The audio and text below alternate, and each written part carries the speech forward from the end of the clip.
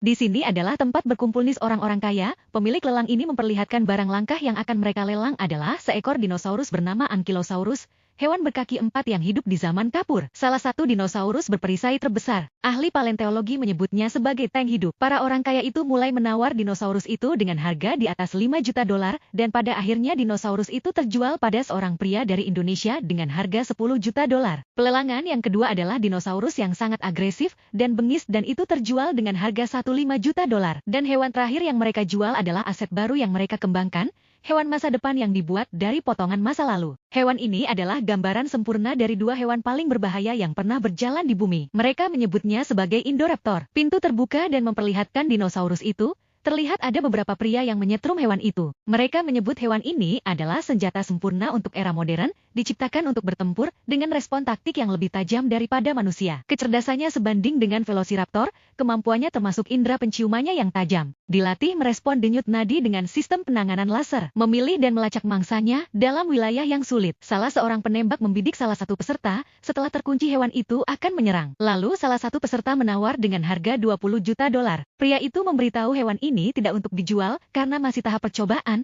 Mereka mulai menaikkan tawarannya, tapi penciptanya menyuruh pria itu untuk tidak menjualnya karena masih tahap percobaan. Tapi karena angka penawaran semakin tinggi, mereka pun akan menjualnya. Tak lama seekor dinosaurus masuk dan semua orang pada kabur. Saat ruangan itu kosong, seorang pria tua masuk dan menembak obat bius dan hewan itu pingsan. Pria itu masuk dan kagum dengan dinosaurus yang belum pernah dia lihat di pulau. Dia hendak mencabut gigi hewan itu, tapi dia sadar seperti ada yang bergerak.